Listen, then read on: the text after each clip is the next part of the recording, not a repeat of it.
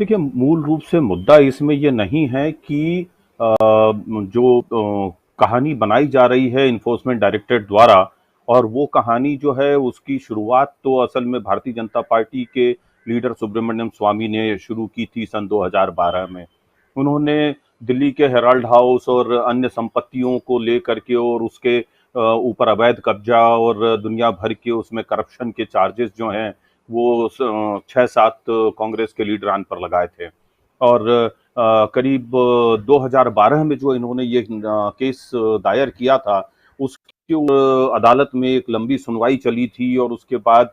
जून 2014 में जो है ये मामला अदालत ने अपने संज्ञान में लेते हुए कहा कि इस मामले की छानबीन जो है अब आगे की जाएगी। तो फिर उसके बाद में सोनिया गांधी, राहुल गांधी, मोतीलाल वोरा, सुमन दुबे, सैम पित्रोदा वगैरह को सबको अदालत में पेश होने के संबंध भी जारी हुए थे।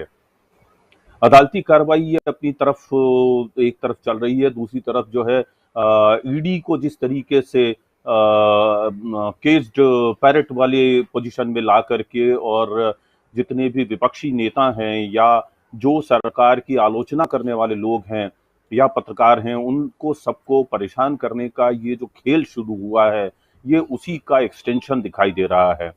मैं ये साफ करना चाहूंगा राजीव जी कि सीबीआई की जो कानून है, सीबीआई के पास जो अधिकार हैं, उसमें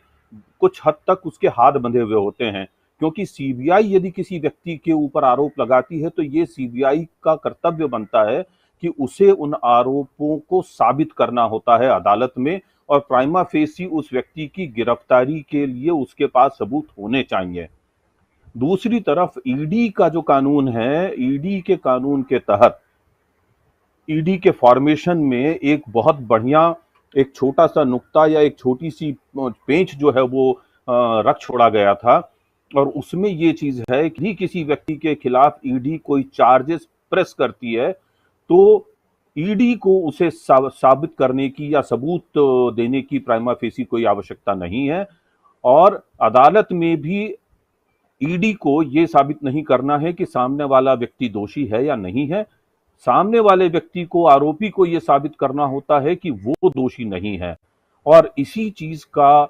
फायदा या इसी चीज का दुरुपयोग जो है वो वर्तमान सत्ता कर रही है, ये चीज साफ तौर पर दिखाई दे रही है। ये 10 घंटे की अगर पूछताछ राहुल गांधी से हो चुकी है, तो उसके बाद में सोनिया गांधी से पूछताछ करने का जो मकसद है वो साफ दिखाई नहीं देता है। और दूसरी बात, एक तरफ ये भी प्रेसिडेंट्स हैं हमारे देश के कि जो वरिष्ठ नागरिक हैं,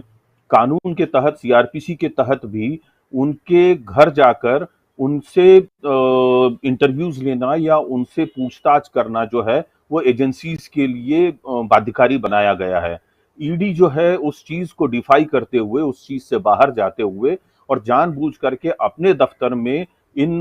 राजनीतिक नेताओं को बुला बुला करके और देश को और विश्व को ये संदेश दे रही है कि इस राष्ट्र में जो है अब लोकतंत्र समाप्त हो चुका है, और इस तरह विधियों के जरिए ये स्पष्ट किया जा रहा है कि अब जो है यहाँ पर विपक्ष भी खत्म हो चुका है और वन रूल वन पार्टी ऐसी स्थितियां अब दिखाई देने लग गई हैं। ये मैं पूरे मामले के ऊपर अभी प्रकाश नहीं डालूंगा, लेकिन इतना जरूर है कि ये मामला छोटा मोटा नहीं बनाया गया है। ये मामला 2000 करोड़ रुपए के गबन या 2000 करोड़ रुपए के घोटाले के रूप में पेश किया जा रहा है, जो कि मेरे हिसाब से कुछ ही समय बाद में, जैसे कि कोयला घोटाला के मामले में हुआ, जैसे 2G स्पेक्ट्रम स्कैम के मामले में हुआ, और अदालतों में इतने लंबे समय बाद में उन सारे आरोपों में जितने भी पॉलिटिकल लीडर्स के खिलाफ भारतीय जनता पार्टी के नेताओं ने लगातार आरोप लगाए थे, या फिर जो विनोद राय ने जो चार्जेस लगा करके और कांग्रेस पार्टी के लिए मुसीबतें खड़ी की थी, वो उनका भी चेहरा बाद में जो है वो सामने साफ होकर के आ गया जब उन्होंने भारतीय जनता पार्टी के साथ में हाथ मिला लिया रिटायरमेंट के बाद, और उनके उनके नक्शे कदम पर चलने लगे। तो ये साफ दिखने लगा कि पिछले 30-40 सालों में कांग्रेस को किस तरह से घोटालों के नाम पर लगातार बदनाम किया जाता रहा है, और अब जो है उन छद्म घोटालों को लेकर ईडी को जो है उनके पीछे लगाकर और समाज में ये संदेश दिया जा रहा है कि ये वही भ्रष्ट लोग हैं जिनके कारण देश रसातल में पहुंचा है। लेकिन अभी तक इनमें से किसी भी मामलों में कोई भी सबूत किसी को नहीं मिले हैं और न ही किसी मामले में किसी को अभी तक सजा मिल पाई है। राजीव जी।